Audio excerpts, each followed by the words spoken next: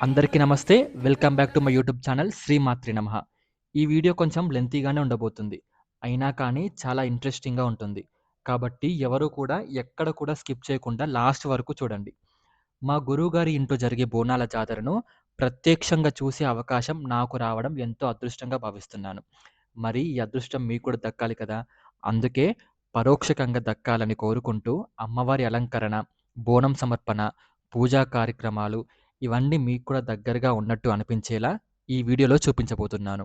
మరి ఇంకెందుకు ఆలస్యం? మా గురుగారి ఇంట్లో జరిగిన ఈ పవిత్రమైన బోనాల జాతరను మనమంతా కలిసి చూద్దాం రండి. నేను చూపించబోయే వీడియో అంతా శనివారం రోజువి.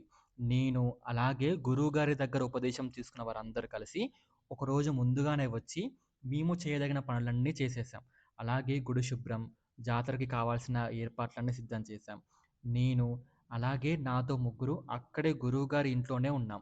గురువుగారితో సమయాన్ని కేటాయించడం చాలా గొప్ప అవకాశం. అలాంటిది గురువుగారి ఇంట్లో ఉండి గురువుగారితో ఉండడం నిజంగా చాలా సంతోషంగా అనిపించింది. అసలు మన జీవితంలో గురువు స్థానం ఏంటో అని ఒక్కసారి ఆలోచిస్తే, మనకు చదువు చెప్పేవాళ్ళు చాలామంది ఉండొచ్చు. మనకు సలహాలు ఇచ్చేవాళ్ళు కూడా చాలామంది ఉండొచ్చు. కానీ మన జీవితంలో మనం ఎలా ఉండాలి? ఎటువైపు వెళ్తే మంచిది? ఏది మంచి? ఏది చెడు? ఆధ్యాత్మికంగా మనల్ని మనం ఎలా ముందుకు తీసుకెళ్ళాలి? ఇలాంటి విషయాలలో మనకు దారి చూపించేవారే గురువు. అందుకే మన సనాతన ధర్మంలో గురువుకి అంత గొప్ప స్థానం ఇచ్చారు. నాకు వ్యక్తిగతంగా అనిపించిందేంటంటే భగవంతుణ్ణి ఆరాధించడం ఒక అదృష్టమైతే, ఒక మంచి గురువుని పొందడం అంతకన్నా గొప్ప అదృష్టం. ఎందుకంటే, మనం దేవుడిని వెతుక్కుంటూ వెళ్తుంటే, గురువు మనల్ని సరైన దారిలో నడిపిస్తూ దేవుడి దగ్గరికి తీసుకెళ్ళే మార్గాన్ని చూపిస్తారు. అలాంటి గురువుగారి దగ్గర ఆశీస్సులు పొందడం నిజంగా అదృష్టం. ముఖ్యంగా మనం గురువుగారి దగ్గరున్నప్పుడు, వాళ్ళు చెప్పే ప్రతి మాటలో ఏదో ఒక మంచి విషయం ఉంటుంది. కొన్ని మాటలు మనకి వెంటనే అర్థం కాకపోవచ్చు. కానీ జీవితంలో ఏదైనా ఒక సందర్భం వచ్చినప్పుడు, ఆ రోజు గురువుగారు చెప్పిన మాట ఇదే కదా! అని గుర్తొస్తుంది. అప్పుడు అర్థమవుతుంది గురువు మన జీవితానికి ఎంత అవసరమో. అందుకే గురువు అనుగ్రహం అంటే కేవలం ఆశీర్వాదం తీసుకోవడం మాత్రమే కాదు. గురువు చూపించిన మార్గంలో నడవడం, గురువు అనుగ్రహాన్ని గౌరవించడమే. ఇక ఈరోజు ఇక్కడ చూస్తుంటే అసలు బోనాల జాతర వాతావరణమే చాలా ప్రత్యేకంగా ఉంది. అమ్మవారికి బోనం సమర్పించడం, అమ్మవారిని భక్తి శ్రద్ధలతో అలంకరించడం, పచ్చని ఆకులతో, పూలతో అందంగా అలంకరించడం, ఇవన్నీ చూస్తుంటే మనసంతా ఒక రకమైన భక్తి భావంతో నిండిపోయింది. అందరూ కలిసి అమ్మవారిని స్మరించుకుంటూ జాతరలో పాల్గొనడం, అలాగే ఇలాంటి సాంప్రదాయాలు ఎంతో అందంగా మనకు దగ్గర చేస్తాయి అనిపిస్తుంది. మరి ఈరోజు మనం ఇక్కడ ఉండి వచ్చి ఇవన్నీ దగ్గరుండి చూసే అవకాశం రావడం నిజంగా ఎన్నో జన్మల పుణ్యఫలం అనుకోవాలి. ఎందుకంటే ప్రతి ఒక్కరికి ఇలాంటి అవకాశం దొరకదు. ఒక మంచి గురువు, గురువుగారి ఆశీస్సులు, అమ్మవారి దర్శనం, ఇలాంటి పవిత్రమైన కార్యక్రమంలో పాల్గొనే అవకాశం, ఇవన్నీ ఒకేసారి లభించడం నిజంగా చాలా గొప్ప విషయం. అందుకే ఈరోజు నాకు ఒకటి అనిపిస్తుంది. మనకు ఇలాంటి అవకాశం రావడం నిజంగా మన అదృష్టమని. బోనాల వీడియో అని చెప్పి గురువుగారి గొప్పతనం చెప్తున్నానని ఏమనుకోకండి. ఎందుకో నాకు అలా కొద్దిసేపు మా గురువుగారి గొప్పతనం వివరించాలని అనిపించింది. నిజంగా మా గురువుగారి గొప్పతనం వివరించాలంటే ఎన్ని వీడియోలు చేసినా, ఎన్ని రోజులు చెప్పినా సరిపోదు. కానీ మా గురువుగారి గొప్పతనం ఒక్క మాటలో చెప్పాలంటే సాక్షాత్తు నడిచే అమ్మవారి రూపం మా గురువుగారు. జాతర రోజు చేసిన అలంకారం చూస్తే స్వయంగా అమ్మవారే వచ్చి కూర్చున్నారా అనే భావన కలిగింది. అంత బాగా చేశారు మా గురువుగారు అలంకరణ. ఆ వీడియో క్లిప్ ఇక్కడ నేను యాడ్ చేస్తున్నాను. ఒక్కసారి మీరు కూడా చూసేయండి. ఇక్కడి నుండి వీడియోస్ అన్నీ ఒరిజినల్ ఆడియోతోనే అప్లోడ్ చేస్తాను. ఎందుకంటే అవి అలా చూస్తేనే బాగుంటాయి కాబట్టి.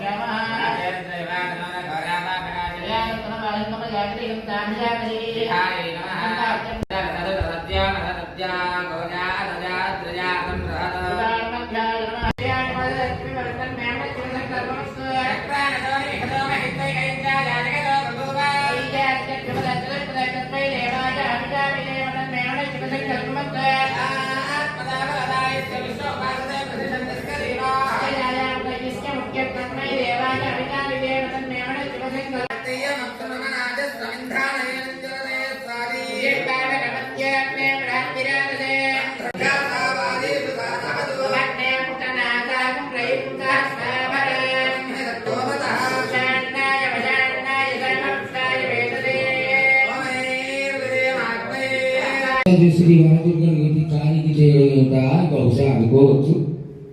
మీరు కాళీ ఉపాసన కూడా త్రిపుర సుందరి ఉపాసనతో అయ్యప్ప స్వామి ఉపాసనతో అంత రేంజ్లో చాలా బాగా చేస్తారు. మహాకాళి దేవస్థానంలో ఉంటారు కాబట్టి ఆవిడ కూడా చెయ్యాలి, ఆవిడ చేస్తేనే నాకు నేను చేసేదానికి సార్థక. కానీ మనలో తినేవాడు ఒక సగం మంది అయినా ఉంటారు. మా ఉద్దేశం ఏంటంటే ఆ కాళీ అమ్మవారికి ప్రీతిగా 9 to 9:30 షార్ప్. ఎందుకంటే గురుగారు ఈ దేవాలయము మన గురుగారు కార్తీక పౌర్ణమి రోజు లతాపరణం చేస్తారు. మామూలు రోజుల్లో ఎలా చేయరు యాక్చువల్గా, నిజంగా చెప్పాలంటే. కానీ ఈరోజు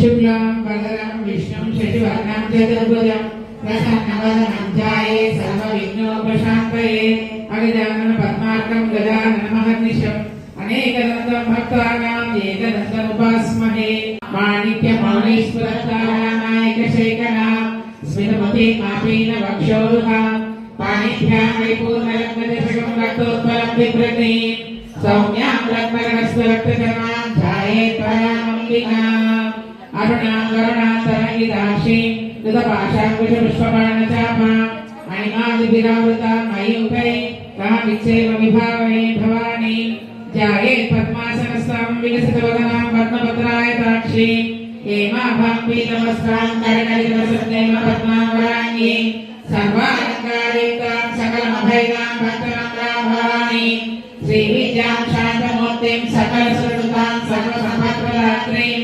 సకుంకుమలేఖనామళికజుంబి కస్తూరికాం సమంగళశ్రేషణాం ససర్జాపపాశాంకుశాం అశేషజనమోహినీ వర్ణమాల్య భూషోజ్వలాం జపాకుస్మవాసురాం జపుడిదో స్మరేరంబికాం. మాతరకు విన్నపి శ్రీ శ్రీ శ్రీమాత్రే నమః. ఓం ఐం హ్రీం శ్రీ శ్రీమాత్రే నమః. ఓం ఐం హ్రీం శ్రీ శ్రీమాత్రే నమః. శ్రీమాతా శ్రీ మహారాజ్ఞి శ్రీమసింహాసనేశ్వరి చిరగ్నిగుండ సంభూత దేవకాళి సముద్యత ఉద్యద్భాను సహస్రాభ చతుర్బాహు సమన్విత రాగస్వరూప భాషా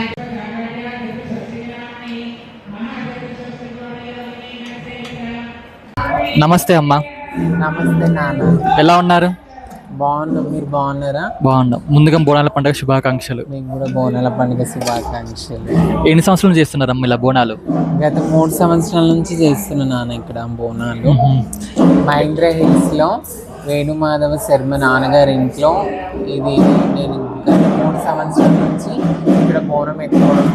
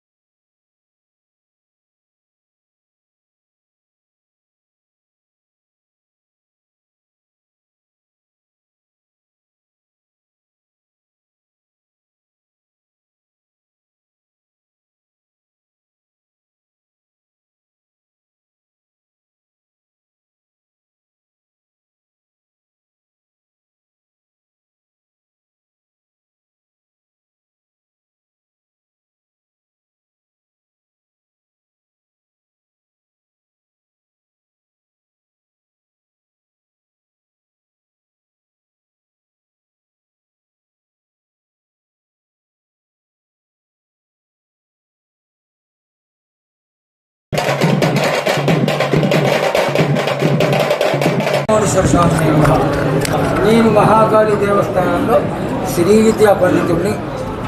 ఇది వనదుర్గ ఆలయం నా సొంత దేవాలయం.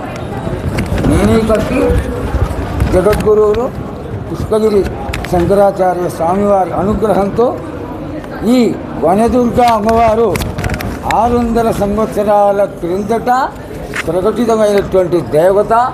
కృష్ణానదిలో అంజయ్య గారికి దొరికినటువంటి అమ్మవారిని నడిచే దైవంగా కొలిచేటువంటి కంచి శంకరాచార్యుల వారు తడిని చూసి కట్టుకుని ఈవిడ వనదుర్గా స్వరూపంలో ఉన్న కృత్యంగిర బగళాముఖి దేవత, ఈవిడని మా వల్ల ఉపాసన చేయడం కష్టం కాబట్టి మాకు వద్దన్నారు. అప్పుడు ఎవరుండే? అంజయ్య గారు చీఫ్ మినిస్టరు, రోసయ్య గారు ఆయనకి చక్కటి మిత్రుడు కాకుండా మినిస్ట్రీలో కూడా ఉన్నారు. అలాగే రమణమూర్తి గారు అంజయ్యకి పర్సనల్ అసిస్టెంట్, సినిమా డైరెక్టర్.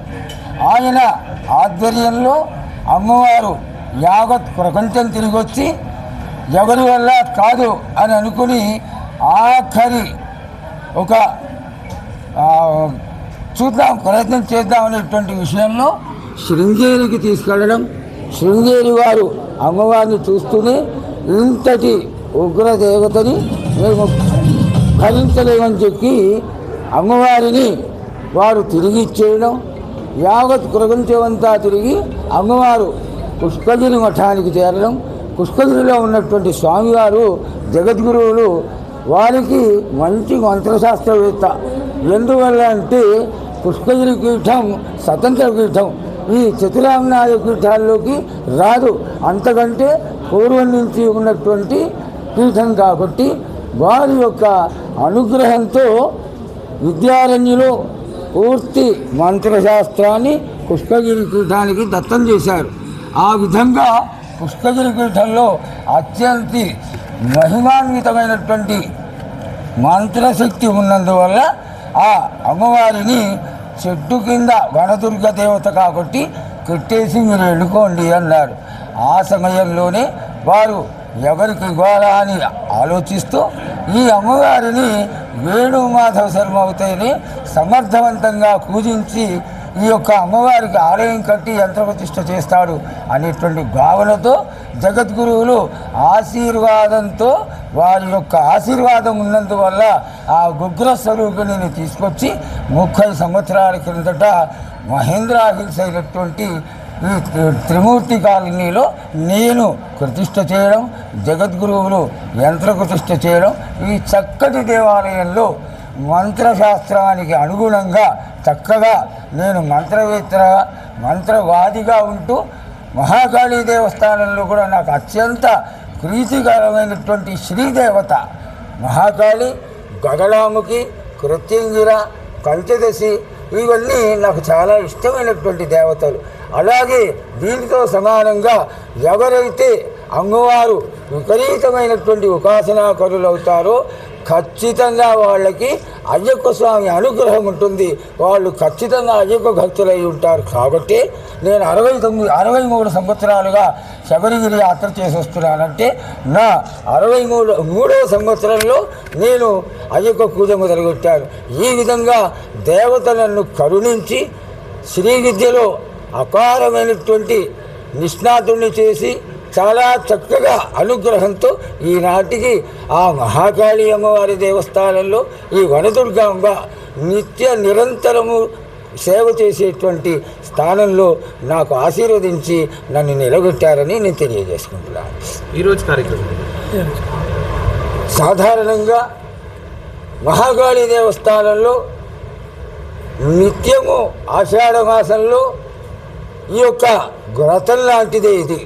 ఎప్పుడైతే 150 సంవత్సరాల క్రిందట బ్రాహ్మణులని పెట్టి ఈ యొక్క అమ్మవారి ఉపాసన చేస్తూ ఉండేవాళ్ళు, ఆ పెద్దవాళ్ళంతా వెళ్ళిపోయి ఈనాడు ఇంచుమించుగా ప్రాయంలో చిన్నవాళ్ళు, విషయం తెలియని వాళ్ళు, వైదికం తెలిసి ఉండొచ్చు, మంత్రశాస్త్రంలో మాత్రం ఈ యొక్క అనుగుణత, దీని యొక్క ప్రాధాన్యం తెలియని వాళ్ళు ఉన్నారు. అయితే దానికి నేను ఒక్కడినే సమర్థుడైన శ్రీ విద్యా పండితుడిని కాబట్టి అక్కడ చేస్తూ ఉండేవాళ్ళం. సుబ్బయ్య గారు, విశ్వనాథం గారు వీళ్ళందరూ ఉన్నప్పుడు ఈ ఆషాఢ మాసంలో వారాహి తదితర పూజలు చేయడం సాంప్రదాయం. అలాగే మహాకాళికి కూడా. అందుకనే మహాకాళికి పూజ చేయాలి కాబట్టి నేను ఇంట్లో ఉపాసన చేస్తూ ఆ తీర్థాన్ని ఆఖరి రోజున కాళరాత్రి పూజ 12 గంటలకు జరుగుతుంది మహాకాళి అమ్మవారి దేవస్థానంలో. దానికి ఆ పూజకి ఈ యొక్క మొత్తం చేసినటువంటి కలశారాధన యొక్క తీర్థమంతా సమర్పించి భక్తులకు వినియోగం చేస్తూ ఉంటాం. అయితే దానికి చేసేటువంటి పూజా కార్యక్రమాలన్నీ కూడా నా ఇంట్లో కాళీ స్వరూపం కూడా ఉంది. అది సాధారణంగా మేము ఎవరికీ తెలియనివ్వం. అది గోపనీయంగా చేయాల్సింది కాబట్టి గోపనీయంగానే చేస్తున్నాం. ఆ పూజ యొక్క శాంతి కోసం అమ్మవారు సంతోషించాలి అనేటువంటి ఒక ఉద్దేశంతో ఎవరైతే శుద్ధ ఆహారం తీసుకుంటారో వాళ్ళకి చక్కగా సాత్విక ఆహారాన్ని పెడుతూ, అలాగే మాంసాహారాన్ని తీసుకునే వాళ్ళందరికీ నా ఇంటికి కొద్దిగా దూరంలో వాళ్ళందరూ కలిసి వంట చేసుకొని తృప్తిగా భోజనం చేసి ఆటపాటలతో అమ్మవారు సంతోషపడేలా చేస్తారు. కాబట్టి దాన్నంతా నేను భరించుకుని చక్కగా ఇంచుమించుగా ఈ 30 సంవత్సరాలుగా ఇక్కడ వామాచారము దక్షిణాచారంతో కూడుకున్నటువంటి ఈ కాళీ పూజని అత్యంత వైభవంగా ఈ వనదుర్గా రాజరాజేశ్వరి సమేత చంద్రమౌళీశ్వర సన్నిధిలో కొనసాగిస్తున్నారు.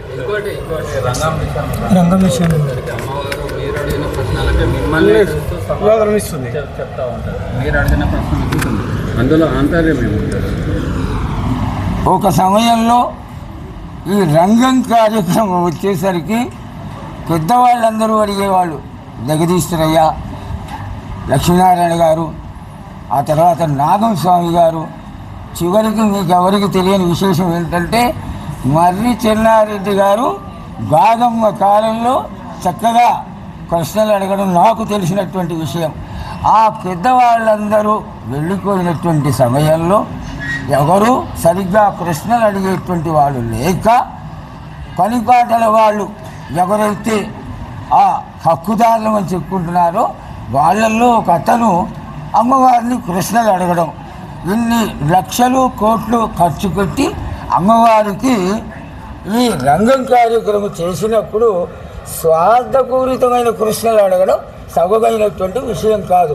మా ఇంట్లో గొడవలు జరుగుతున్నాయి, మా పిల్లవాడికి జ్వరం వచ్చింది, ఇవి అడగడం ఎంత సమంజసం? తక్కువ. కాబట్టి ఆనాడు ఉన్నటువంటి అధికారులందరూ తీర్మానం చేసి కేవలం నన్నుగా ప్రశ్నలు అడగడానికి నియమించడం జరిగింది. అయితే దీనిలో ఒకటి మేమందరం కలిసి తీర్మానించుకున్నాం. ఆ కులాల వాళ్ళకి మాకు కూడా కాస్త బాధ కలిగేటువంటి విషయాలని కొంతమంది చేశారు కాబట్టి అది జరగకుండా ఉండాలని మేము తీర్మానించుకుని, నేను ఆలయంలో శ్రీ విద్యా పండితుడిగా ఆలయ పనిపాటల వాళ్ళందరూ కూడా ఒక నిర్ణయానికి వచ్చి మొదటి ప్రశ్న వాళ్ళు అడిగేటట్టు 2-3 ప్రశ్నలు నేను అడగడంలో చతురత చూపించేటువంటి లక్షణం కలిగినటువంటి నేను అడిగితే బాగుంటుందని నిర్ణయించారు. కాబట్టి అమ్మవారిని సబబైనటువంటి ప్రశ్నలు లోక కళ్యాణార్థమై అందరూ సంతోషించే విధంగా ఆనాడు ఏ దోషాలు లేకపోతే ఏ పాపపూరితమైనటువంటి క్రియలు జరుగుతున్నాయో వాటిని అమ్మవారు ఏ విధంగా పరిష్కారం జరుగుతుంది చేస్తుంది అనేటువంటి భావనతో నేను అడగడం జరుగుతుంది. ఇందులో నేనే అడగాలనేటువంటి విశేషం ఏమీ లేదు.